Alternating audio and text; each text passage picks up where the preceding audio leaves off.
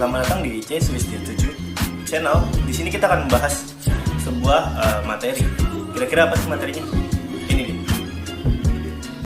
Mengenai social grace. Social grace adalah sebuah kebiasaan atau sebuah kemampuan untuk melakukan sebuah etika yang berada di ranah sosial.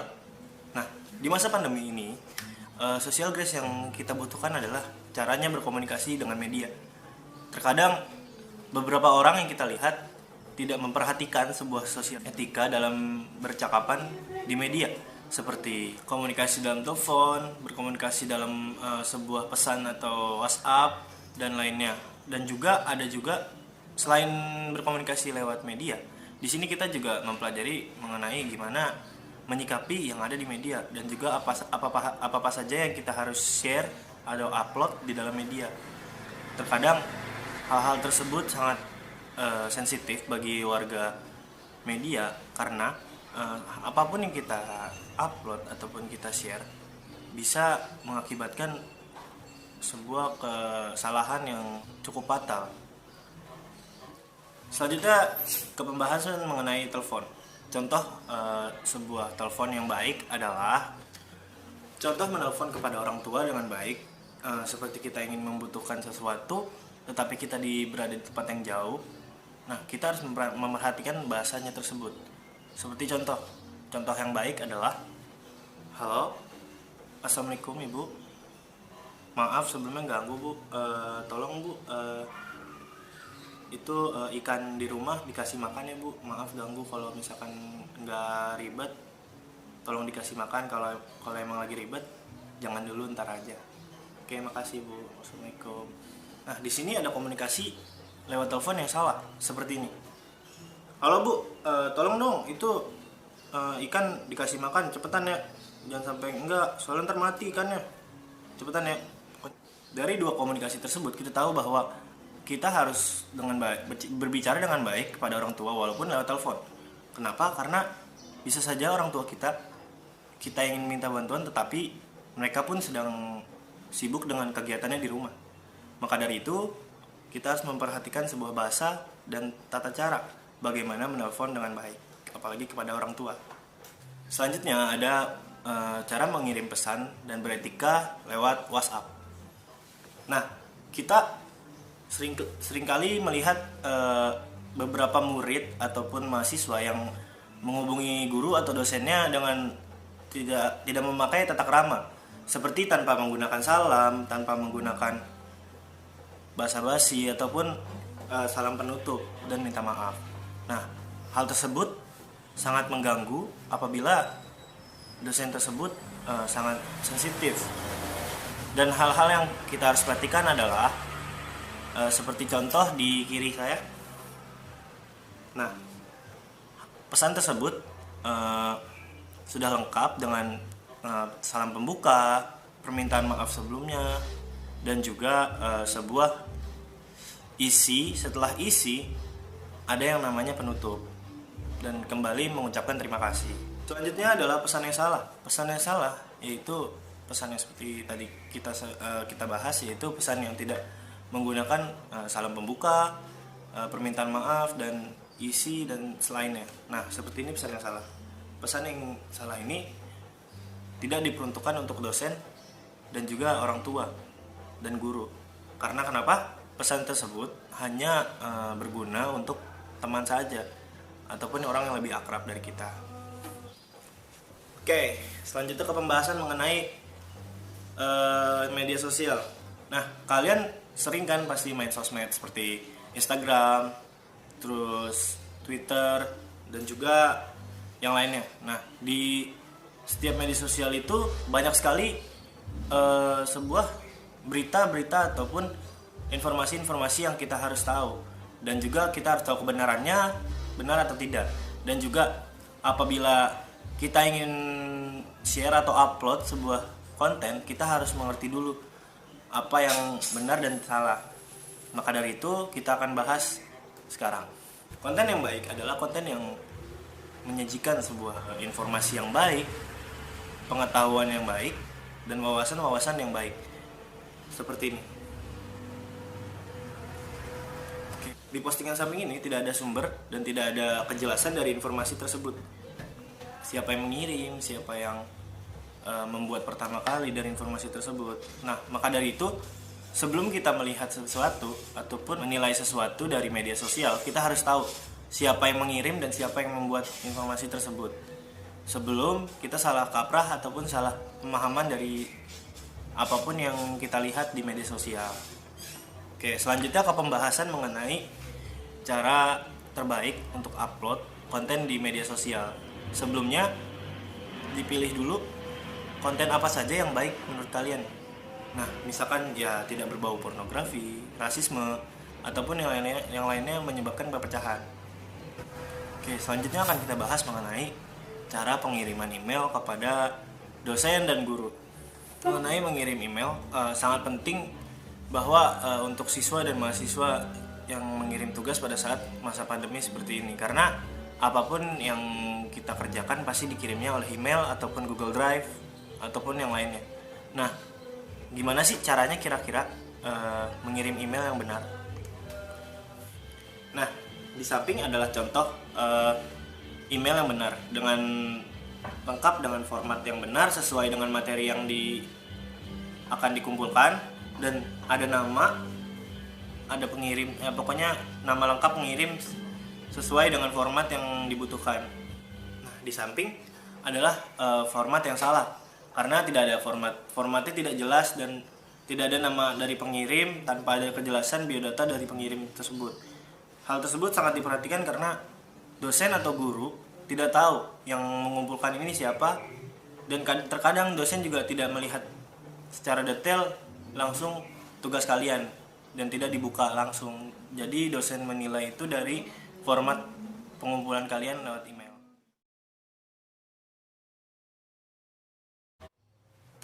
Oke, ke pembahasan yang terakhir adalah etika ketika kita ada kelas di Zoom meeting ataupun Google Meet. Pada saat masa pandemi, pasti kita tidak bisa masuk ke ruang kelas karena protokol kesehatan sangat menganjurkan tidak mengumpulkan orang ataupun yang lainnya. Nah, maka dari itu kita pasti menggunakan Zoom meeting atau Google Meet. Nah, gimana sih caranya menggunakan Zoom meeting atau Google Meet dan beretik di setiap ada kelas? Contoh yang baik untuk di room Zoom yaitu contohnya seperti ini. Ya, sebelum belajar dimulai, alangkah baiknya kita berdoa. Sudah menyalakan kamera, matikan mic, dan memperhatikan jalannya sebuah kelas ataupun kegiatan belajar mengajar. Dan contoh yang salah adalah seperti ini. Terima kasih sudah memimpin doa kita pagi ini. Ya, Pak. Contoh yang salah itu ya dia mematikan kamera, dia menyalakan mic, membuat bising area kelas dan juga tidak kondusif. Dan maka dari itu kita harus memperhatikan betul bagaimana beretika dalam kelas walaupun lewat Zoom meeting. Halo guys, kemarin kan udah kita bahas nih materi mengenai social grace, yaitu berkomunikasi lewat media. Nah, sekarang kita contohin, kita peragain gimana materi-materi kemarin biar jelas banget kepada kalian semua nih. Sesuai materi kita kemarin, kita akan pertama kali membahas soal aplikasi WhatsApp dan gimana sih cara berkomunikasi dengan WhatsApp. Nah, kemarin kan hanya pembahasannya saja. Nah, kita sekarang memperagakan pengetikannya bagaimana agar lebih baik dan lebih jelas. Kira-kira gimana sih? Ayo, tonton lagi. Nah, ini contoh berkomunikasi dengan media, yaitu pertama itu ucapkan salam, setelah itu ucapkan permintaan maaf karena sudah mengganggu apabila kita mengganggu beliau. Setelah itu sebutkan nama karena agar lebih jelas yang bertanya itu siapa, karena tidak semua orang menyimpan nomor kita. Setelah itu sebutkan secara rinci apa yang kita inginkan, apakah itu izin, apakah itu mengumpulkan tugas, dan lain-lainnya. Harus dijelaskan secara rinci dan harus jelas. Jika tidak jelas akan tidak dapat dimengerti dan dapat menyebabkan masalah tersendiri. Setelah itu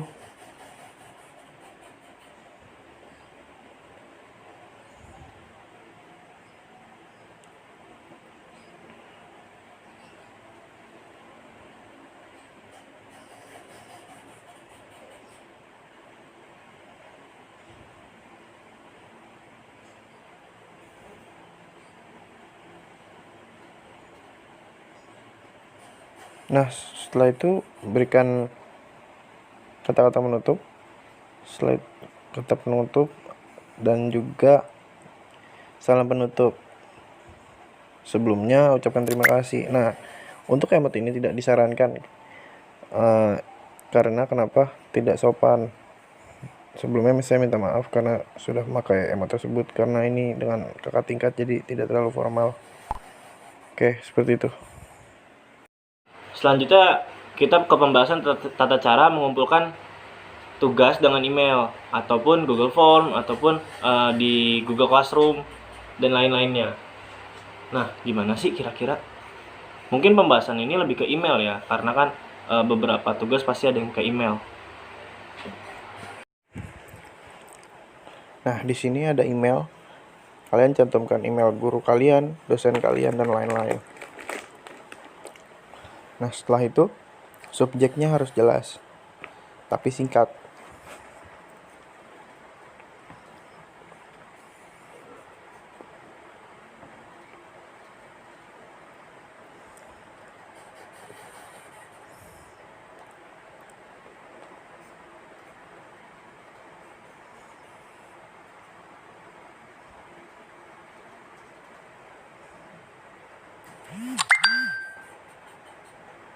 Nah, setelah itu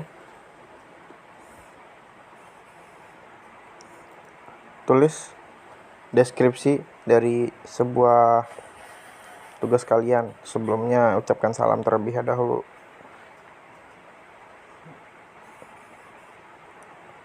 Seminimal mungkin yang menjelaskan tentang apa itu yang dikumpulkan.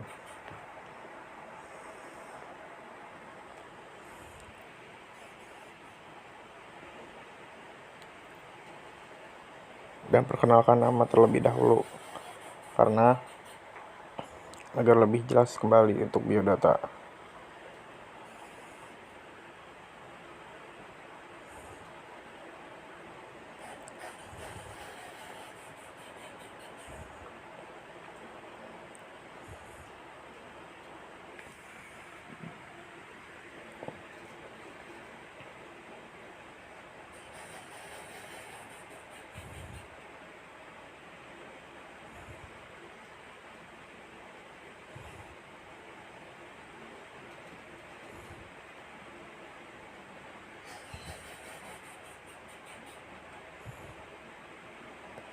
Lalu kirimkan, masukkan atau lampirkan sebuah dokumennya.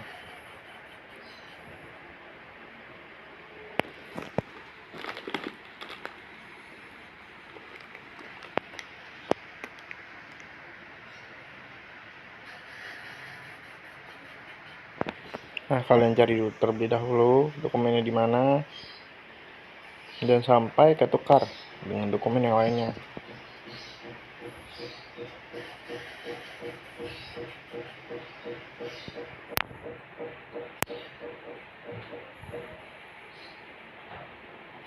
Nah, jika sudah, pastikan kembali.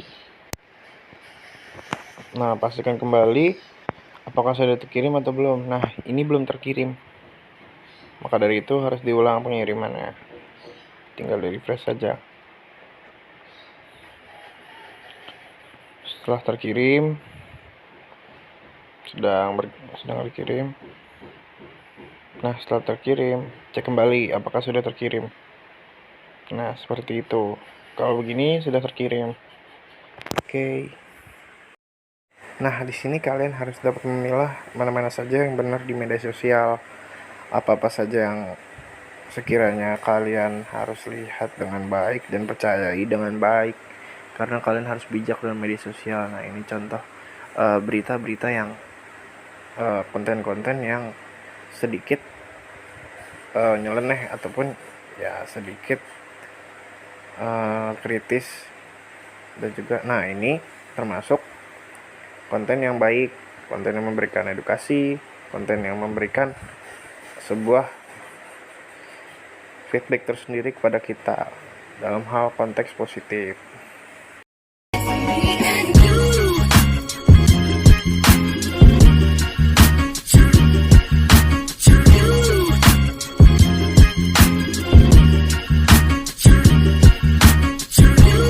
Sekarang coba kita peragain zoom yang benar gimana sih? Coba kita lihat. Nah, ini maaf ya kalau misalkan gak terlalu jelas. Nih, contoh ini di mute, videonya nyala, terus perhatiin jalannya Zoom meeting ya kayak gitu. Dan sampai off cam dan gak perhatiin jalannya Zoom meeting gitu. Oke, sampai situ apakah ada yang ingin ditanyakan? Jika ada, tulis di kolom komentar ya. Semoga setiap pembahasan yang kita bahas itu bermanfaat, digunakan dalam kehidupan sehari-hari masa pandemi ataupun setelah pandemi. Hal tersebut pasti sangat berguna bagi kita semua. Kurang lebihnya mohon maaf dari saya.